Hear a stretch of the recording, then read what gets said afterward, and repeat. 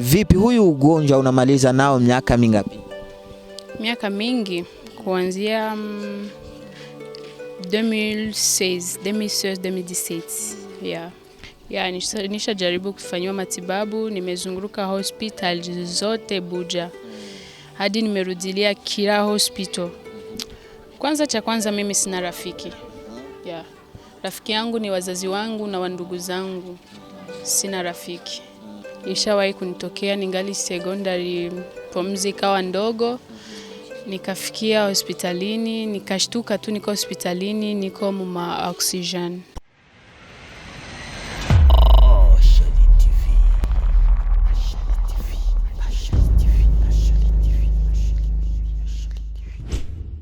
Yes, ndugu wapenzi watazamaji wa Ashali TV, right now tuko na mgeni hapa mbele yetu, mgeni ambaye rasmi simjui jina, lakini tumekutana naye tu barabarani. Basi tukawa tumesalimiana, hivi mambo vipi, mambo poa.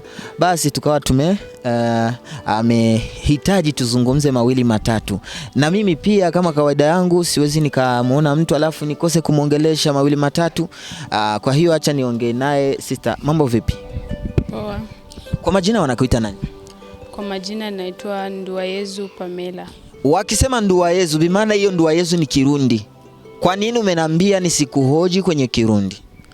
Kwa sababu Kirundi ndaweza nikasema nakisikia, kwa kukujibu ni shida. Tukimsikia Pamela, Pamela ni mtu gani? Mtu kawaida tu. Tukisema mtu kawaida, bimaana ni yule mtu ambaye anaongeaga na watu wote. Sio mtu wa majivuno, si mtu ambaye ana hela. Uwe ni mtu wa hivyo ama? Hivyo tu, naongea na watu vizuri, sina beef na mtu, niko no stress. Mtu gani ambaye mshakutana kimaisha akakukwaza? Mtu ambaye tulishakutana kimaisha akanikwaza, nadhani hata kama sikumtaja sio tatizo, maana unaweza ukasema vitu ambavyo wenda ni ishara, ukasema mtu alikuwa hivi na hivi na hivi na hivi, tukikutana naye akanifanya hivi na hivi alafu akawa amenikwaza. Mtu ambaye tunikutana naye, si kusema hata nimekutana naye barabarani, hapana, ni mwana ndugu. Kafanyaje? Amenikoseaga tu. Kosea kivipi aje? Yaani kanikosea kwa kutupiana maneno. Aje alikutukana? Amenitukana lakini sikumbuki. Sasa unajua nimekuuliza swali, kitu gani ambacho kilikukwaza? Kitu ambacho kilikukwaza bimaana huwezi ukakisahau maisha. Ndio kitu ambacho mimi nimekusudia.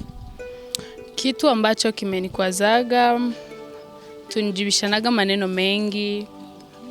Sana mpaka hadi saa hizi hatuongeagi naye. Hata salamu barabarani tunapishana na ni mwana ndugu.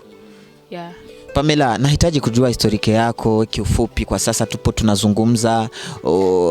Nimejitahidi kukuuliza Pamela ni mtu gani? Pamela ni nani? Ukasema ni Nduwayezu Pamela. Pamela, ni familia yako ikoje? Wewe ni mtoto wangapi katika familia? Wewe unajishughulisha na nini katika maisha? Vitu kama hivyo. Pamela katika familia ni mtoto wa 3. Baba mzazi ni Nduwayezu Theodore, mama mzazi ni Kasabo Francine. Najishughulisha na ningali mwanafunzi, ninasoma university. Wapi hapo? Espoir d'Afrique. Unasomea faculty gani? Anesthésie et réanimation. Yaani mganga. Historia yako nimejitahidi kuisoma kwenye ukurasa wa Facebook, nikajitahidi kusoma, nikakutana wewe ni mtu ambaye unapenda sana kuumwa, uko allergic. Vipi huyu ugonjwa unamaliza nao miaka mingapi? Miaka mingi kuanzia 2016, 2017. Ishawahi kutokea ukiwa kwenye masomo mara ghafla tu anakupeleka ushapoteza fahamu? Ishawahi kunitokea ningali secondary, pumzi ikawa ndogo, nikafikia hospitalini, nikashtuka tu niko hospitalini, niko muma oxygen. Hujihisi kama hii hali huwa ikikutokea mara kwa mara huwa inakuaibisha marafiki nini na nini? No, marafiki haijaharibisha marafiki, but Inatuma marafiki wanisogelee na kunitia moyo. Yaani imekusudia kwamba unaona wanawake wa siku hizi kuna sana kukutana wamevaa nguo fupi. Mara ghafla tu naona tu mtu anaanguka, inaweza kumharibisha hiyo nguo fupi. Kwa Pamela vipi? Hii hali ishawahi kutokea ya hivi? Nana, haijawahi kutokea. Haijawahi kufika wakati unakaa chini una umkufuru Mungu kwa hii hali? Kuna wakati nimekaa na nikakufuru Mungu. Lakini nimejitambua nikasema sasa mpango wa Mungu hauna makosa. Yamefika, mimi nayapokea tu hivyo hivyo. Ushajitahidi kujitipisha mbali hapa, huenda hapa nchini au nje ya nchi, ushajaribu kufanywa matibabu? Nishajaribu kufanywa matibabu, nimezunguruka hospital zote Buja. Hadi nimerudilia kila hospital. Hali yangu ikiwa mbaya, hawanibebagi hospitali yoyote ile, narudiliaga kila hospital. Wanakuta uko mhali gani? Wote hawakupi tumaini ya kwamba unaweza kupona ima? Mfariji wangu wa kwanza ni wazazi wangu.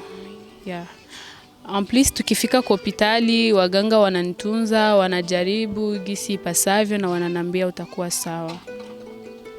Okay, tunahitaji kujua Pamela kiufupi.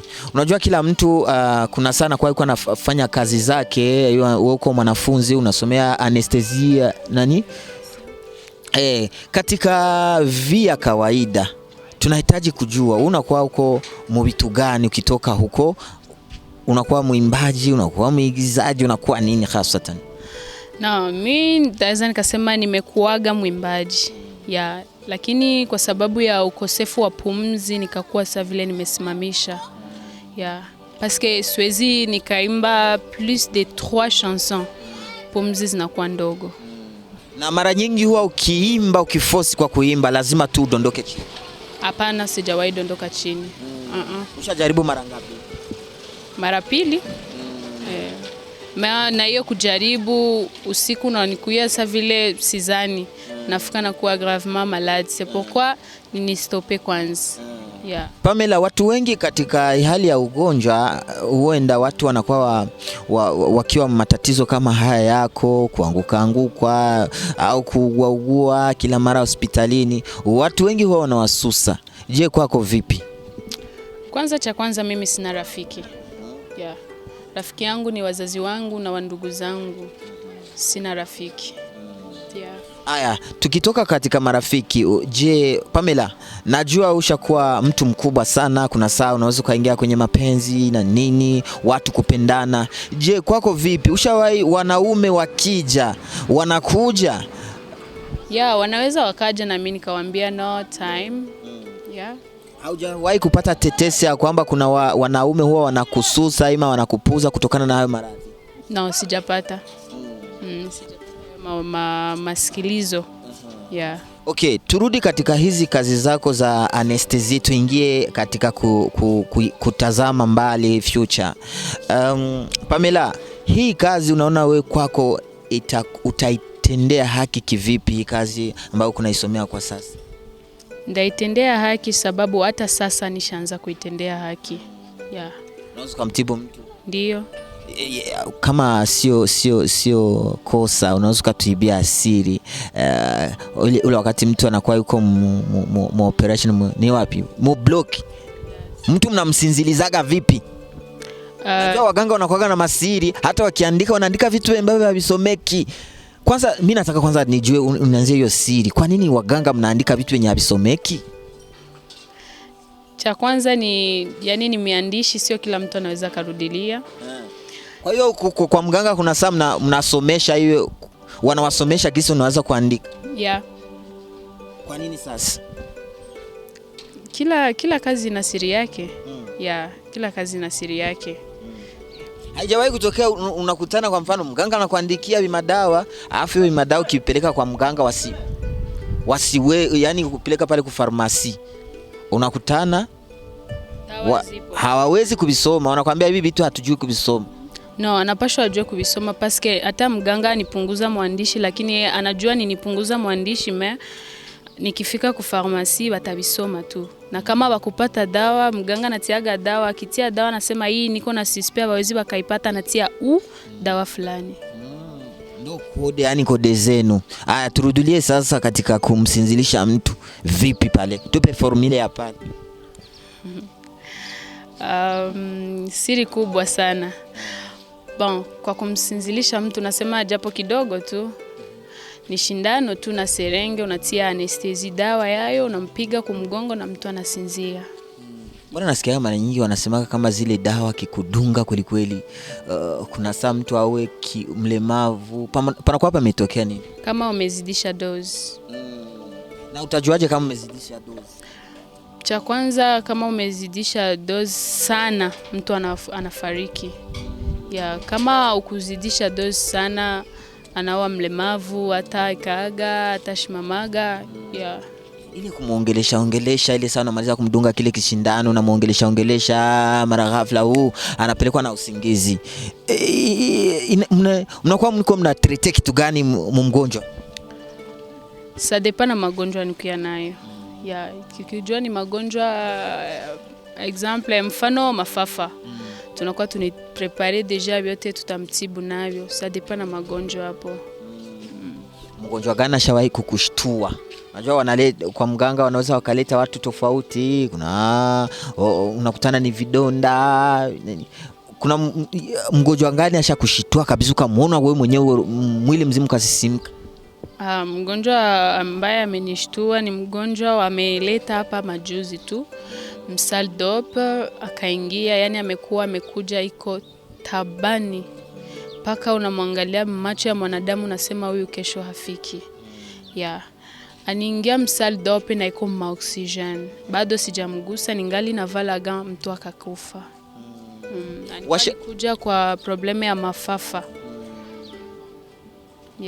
Ishawahi kukutokea kabisa wanakuletea mgonjwa pale, lakini ukawa hauna kitumaini ya kwamba huo mgonjwa atapona? Ni huyo tu ambaye nimetunza mwanzo, wamekuwa wanapona, wamekujaga na watibu, parce que siwezi nikaingia mimi peke msalle d'opération, naingia na specialist. Pamela, mimi acha nikushukuru sana, lakini kwa kumalizia kipindi chetu cha leo, nahitaji kwanza kujua. Unajua tunakuaga na vitu tofauti, tunakuwa entertainment, tunakuwa waimbaji wa muziki, waigizaji, wacheza comedy, waimba gospel. Wewe fani yako iko wapi? Muimba gospel. Hakuna ingine fani zaidi ya kuimba gospel? No. Wapo waimba gospel wengi, pako hii New Revolution Team Worship, pako hizi call technique vocale, ziko nyingi, wakina Jennifer wako, wakina Sandy Nduwimana, wapo wengi. Yupi ambaye nakuvutia? Hapo ndaweza nikasema New Revelation parce que niwahi imba emo. Aya, pakitoka hiyo New Revelation Worship Team, ipi tena ambayo inakuvutia? God Believers. God Believers. Natumikia wapi? Hapa Buja. Najua ni kitimu kikubwa. Mtagi jina lake huyu mtu ambaye mwa ile timu kweli, huyu mtu anani Ndua Yesu Marcelin. Wacha we. Akiimba hivi, yani anga zipi ambayo unampenda? Kuna mtu anakutana anampenda ile saa kuimba ya hivyo, na wengine ile saa inafika kile cha mwisho anasikia kweli anakuvutia kweli kweli. Wewe ni wapi ambapo ni nani? Marcelin. Anakuvutia wapi? Pote tu. Wapi? Akiimba wapi? Najua hapa pumzi hazitaisha mbio hapa. No. Nitakutrete, nitakuongezea pumzi. Sina nina kwa bush.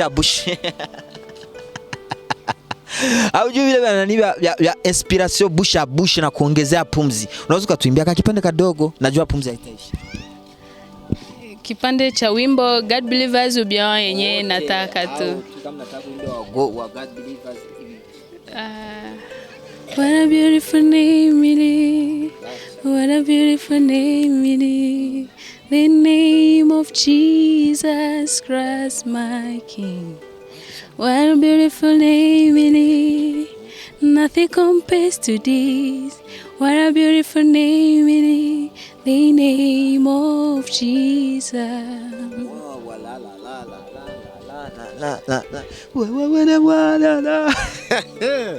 Wacha we.